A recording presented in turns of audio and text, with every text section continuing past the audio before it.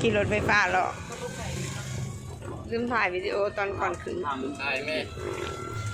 ทักทายสบายดีเด้อพ่อแม่พี่น้องหมดทุกคนนะตอนนี้สบายกำลังสิพาทุกคนขี่รถไฟฟ้าเนาะเลาะชมวิวเลาะเมืองวังเวียงพี่น้องมาเด้อเลือดออกอยากมันมากคนที่เขาฮักเขาบอกเกิดไม่คนดีวะเอาไปนี่แหละเอาไปกินศึกษาเจ้าได้สีเชียวเราขึ้นไปเนาะนี่ของหลายคนเขาอ้อนกันมีสถานที่ได้ลิ้นในไอ้ไม่ได้ย่างในเมืองเหรอบ่มีหยังอีกบ่ไอ้ลุงนี่บ่ที่เขาไปส่งให้สำหรับรถไฟฟ้านี่ก็เป็นขี่ฟรีเนาะพี่น้องอันโรงแรมเพิ่นเอิ้นมาเนาะเมื่อตอนไปหลวงพระบางนี่ได้มืดสิเห็นกันจะบอกว่าเป็นตลาดมืดเมียนเขาเสียได้ขายเจ้านี่เด้อพี่น้องเนาะสำหรับผู้ใดที่ว่ามาเที่ยววังเวียงเนาะเฮาก็สิมีแนวดินหลายอย่างก็คือขี่บ้านรุ่นเนาะแล้วก็มีพลังมอเตอร์เนาะที่ว่าสามารถขึ้นไปเทิงได้สามารถกินลมชมวิวอยู่เทิงอากาศได้เนาะพี่น้องเนาะส่องลงมาก็สิเป็นเห็นทิวทัศน์ธรรมชาติที่สวยงามอันนี้จะโอ้ยเบิ่งใกล้ๆนี่ค่ะเห็ดหัวนี่ก็สิว่านี่โอ้บ่อยู่เบิ่งแน่ขอเบิ่งแน่อย่าพาไปอ้าย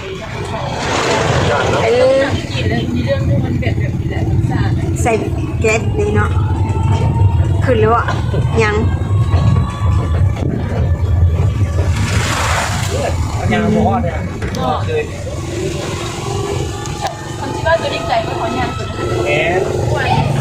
เจ้านี่ก็สิเป็นตลาดกลางคืนที่วังเวียงเด้อทุกคนคนกำลังเริ่มมาละเนาะคนกำลังเริ่มมาแล้วโรตีใส่ไข่ก้อนเท่าไหร่นะเขาว่า50,000โรตีวังเวียงโรตีวังเวียงเด้อ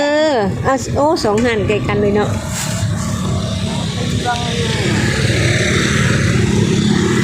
หมอแล้วก็ไงคือต่างจากกันนั่นต่างจากโรตีสวรรณเขตคือว่า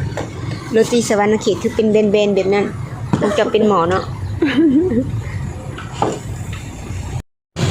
ขึ้นไฟดับเลยเมื่อกี้ยังมีไฟอยู่เดคือมืดใช่ปะคือมืดแท้ขี่ได้จะคนบอกคนเดียวบอกเลย4 คนบอกเป็นต้องขึ้นขี่5 คนบอกครับเป็นกระตาเฮานะเมื่อกี้นี่อยู่แล้วบุพาเวเบิ่ง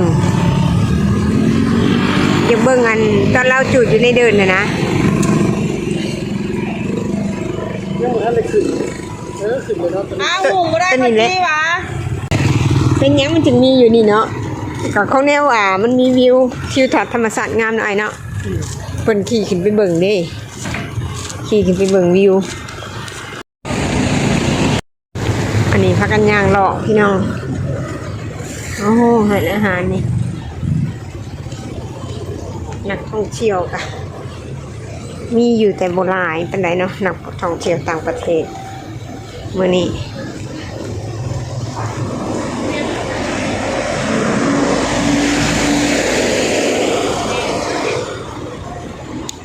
กำลังย่างเดินทาง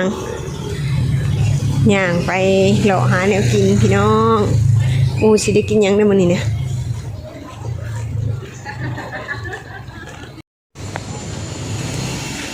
ยังน่ะบอลลูนเพิ่นตกหรือจังไดนะ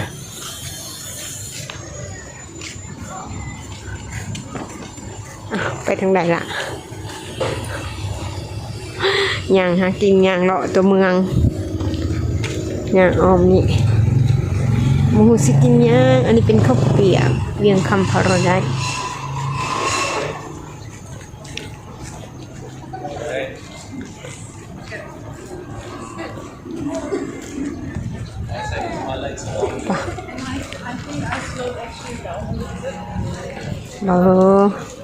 พาย่างเฮาย่างไปทางไหนนี่ย่างไปฮอดไสนี่อ้าย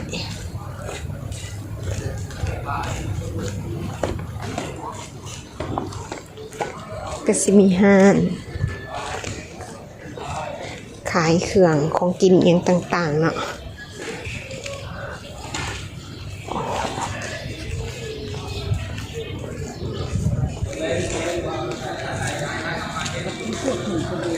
ฮะแบบตัวขี่นี่บ่เป็นนี่บ่โครงมันแบบนี้มาโอ้นี่ดิเนาะว้าวไต่ครัวนี่บ่บ่เคยมาเลยไอ้ถ่ายรูปว้าวพี่น้องงามเลยอันนี้ซิมีรีสอร์ทเนาะเป็นซิมีรีสอร์ทที่นี่งามมากเลย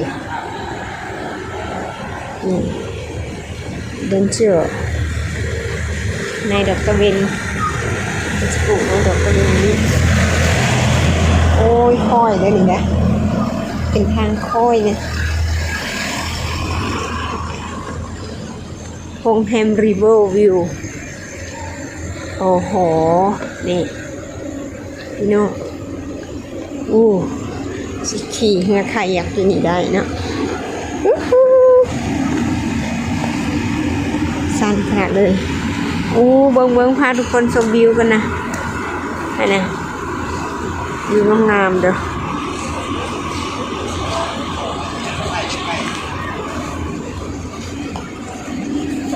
วิวงามเนาะ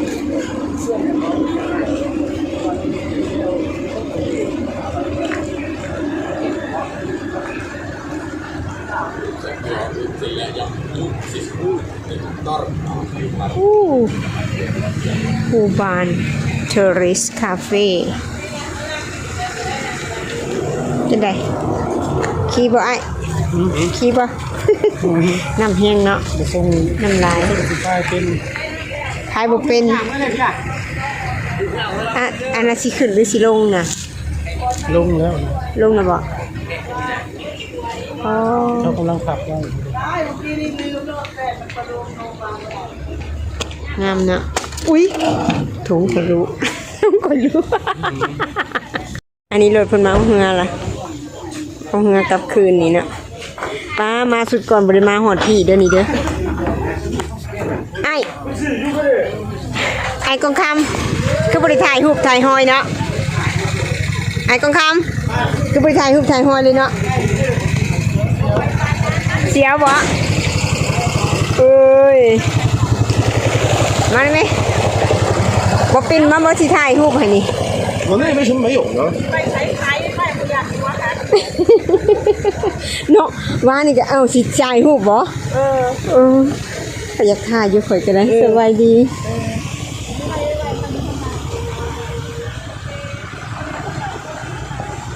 ไอ้กองคำถ่ายรูปดีกว่า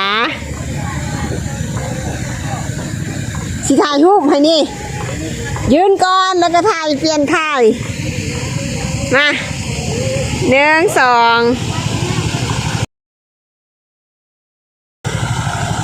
กันเอานี่มาถ่ายให้หน่อยเด้อ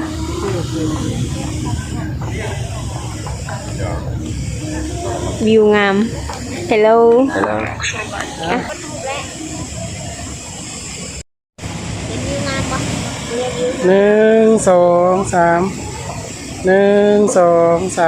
สันนิสบากะ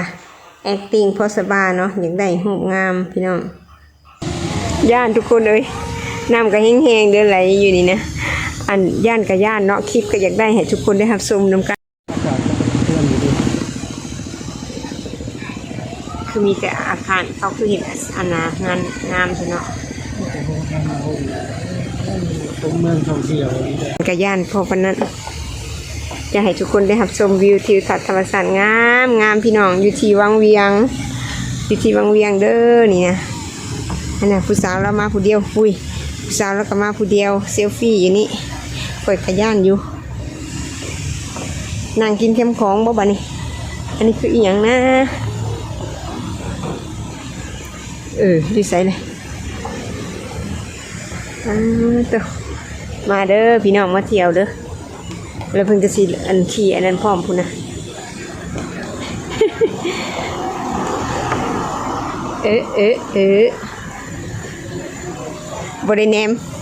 บริเนมหมดทางเนาะเนมแต่วิว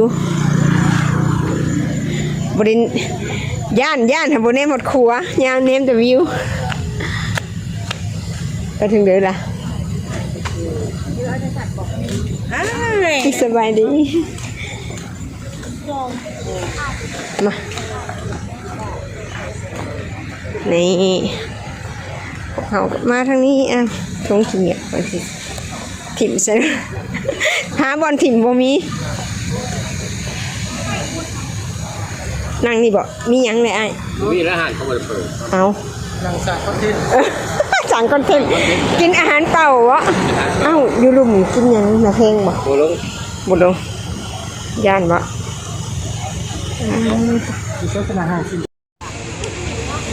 อันนี้ค่ำคืนตอนมืดเนาะตอนมืดเลย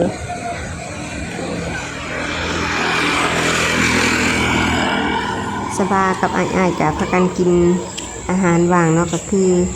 กินน้ำปั่นเนาะพี่น้องแล้วก็พากันย่างกลับคืนเพื่อจะไปหากินข้าวเนาะไปหาอาหารที่เราจะกินข้าวกันข้ามเมื่อแล้วพี่น้องตอนนี้เนาะมืดละนี่หูวิวทิวทัศน์ธรรมชาติพี่น้องงามเฮียงตอนนี้สบากำลังสีขามเนาะว้าวงามสายน้ำเด้อนี่เด้อเนาะอ้ายบรรดาอ้ายย่างไปปะละสบายยังถ่ายวิวอยู่พี่น้องยังให้ทุกคนรับชมน้ำกันเด้อนี่เด้อเนาะเอาวิวกันเด้องามเฮียง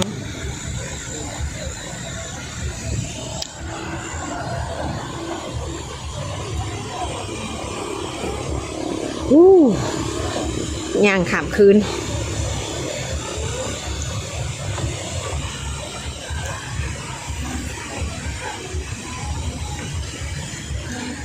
เพิ่นจะตั้งเห็ดเนี่ยบริหารมันเน่นหนาเด้เห็ดเป็นตะย่านเด้เนาะเพิ่นก็เห็นมันเน่นหนากว่านี้วะฮาวก็เห็นเน่นหนากว่านี้ก็บ่ได้บ่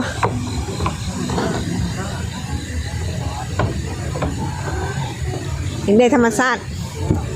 เพิ่นเอาธรรมชาติเนาะเน้นธรรมชาติว่าซั่นแต่บ้านพักเพิ่นบ่ธรรมชาติได้หรูหราเลยงามคืนเท่าไรได้เนาะไอ้คืนเท่าไรได้เนาะบ้านพักนี่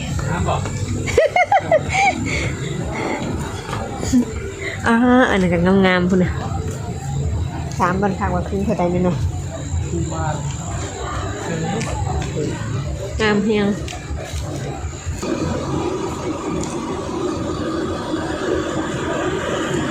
อันนี้ตอนค่ำคืนทุกคนตอนฟ้ามืดเนาะแล้วก็มีแสงไฟเพิ่นใต้อ่ะยังเห็นหน่วยภูงามอยู่เด้ฟ้านี่เนาะฝนตกว่ะโอ้นักท่องเที่ยวหลายเลยมีแต่ต่างประเทศพี่เนาะ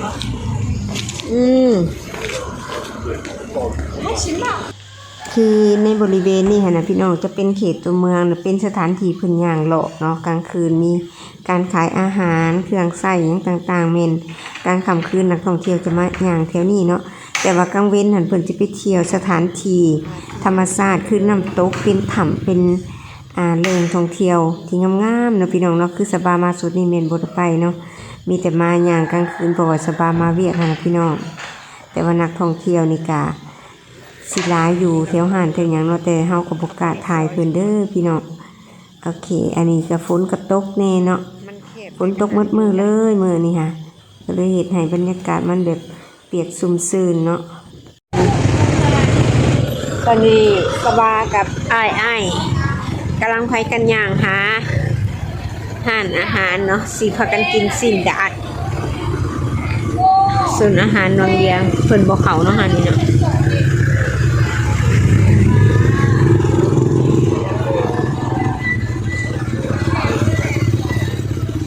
ทางใดบัด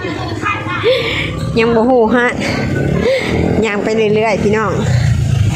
ยังโม่ห้านสิกินเลยสิไล่สดไปไล่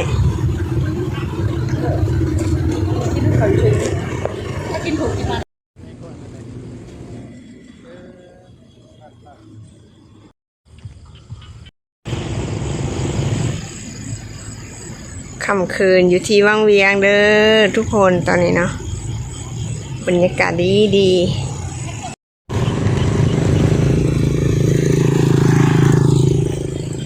ก็ปล่อยเดี๋ยวโคมไฟเพิ่นปล่อยโคมไฟอยากกินซินดาบแต่ได้กินหมี่เดี๋ยวนี้เด้อบ่ได้กินจำซินดาบเป็นหรอหาบ่เห็น บ่เห็นหาน น้ำกินเลยนะ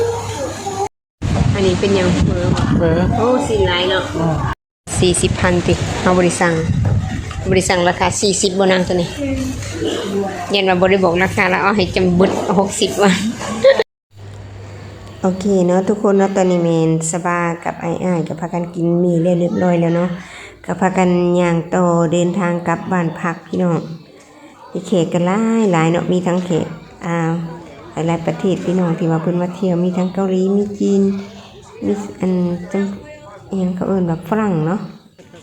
ฝรั่งก็มีหลายแต่บ่ฮู้ว่าเพิ่นมาจากประเทศใดๆพี่น้องโอเคนี่ก็สิมีร้านอาหารขายแบบอาหารลาวเฮาก็มีพี่น้องโอเคเด้อสำหรับคลิปนี้เนาะสบาก็สิขอจบเพียงเท่านี้เด้อพี่น้องฝากกดไลค์กด